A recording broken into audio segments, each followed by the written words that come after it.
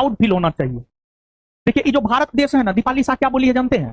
दीपाली शाह एक लाइन बोली है कि इंडिया डेवलपिंग कंट्री, विकासशील देश इसलिए है क्योंकि उस देश में बिहार है, क्योंकि इस देश में बिहार है। इंडिया डेवलप कंट्री हो जाएगा अगर देश में बिहार नहीं होगा, मतलब इंडिया विकसित कंट्री हो जाएगा अगर बिहार को हटा दिया जाए। तो दीपाली शाह को हम कहना चाहते हैं कि अगर बिहार को हटा दीजिएगा ना तो प्राचीन भारत का इतिहास खत्म, प्राचीन भारत का इतिहास खत्म। प्राचीन भारत का इतिहास शुरू कहां से होता? मगध से। मगध मतलब क्या? पटना गया। मगध मगध मगध मतलब क्या? पटना गया, पटना और गया का क्षेत्र। भारत के इतिहास की शुरुआत होती है मगध साम्राज्य से। मगध साम्राज्य से अशोक का जन्म हुआ था और अशोक ने ही सर्वप्रथम विश्व मानचित्र पर अपनी नीतियों की वजह से भारत का नाम दर्ज करवाया। मतलब इसका यह है, इस बिहार के पटना के धरती पर अशोक जन्म लिया था ना, वही अशोक विश्व के लोगों को बताया कि एक देश भारत भी है। तो भारत को भारत की पहचान देने वाला, भारत देश को भारत की पहचान देने वाला एक बिहारी है।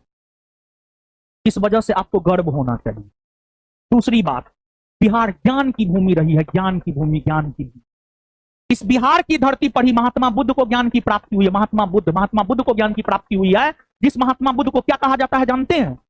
जिस महात्मा बुद्ध को कहा जाता है लाइट ऑफ एशिया, एशिया का ज्योतिपुंज। पूरे एशिया महादेश में ज्ञान की रोशनी महात्मा बुद्ध ने फैलाया है और उस महात्मा बुद्ध को ज्ञान की प्राप्ति बिहार की गया की धरती पर हुआ है। इसलिए आपको बिहार पे गर्व होना चाहिए। अगली बात, बिहार में ही महावीर स्वामी को ज्ञान की प्राप्ति हुई है। महावीर स्वामी को ज्ञान की प्राप्ति हुई है।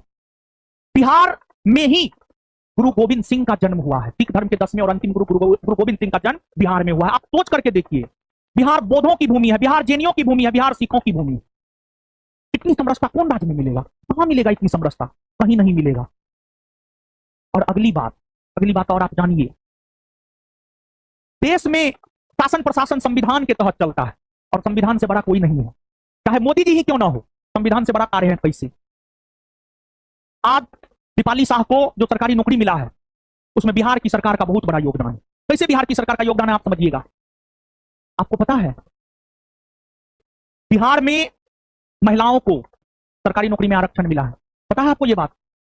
सरकारी नौकरी में आरक्षण है 35% ना। और अगली बात, पंचायती राज संस्था की काम क्या? अगर दीपाली शाह को नौकरी हुआ है तो उसमें वर्तमान बिहार सरकार का भी बहुत बड़ा योगदान, समझ गए? तो प्राचीन काल से लेकर आधुनिक काल तक बिहार का इतिहास गर्व करने वाला है, समझ गए? प्राउड फील होना चाहिए। और एक बात आप जानिए,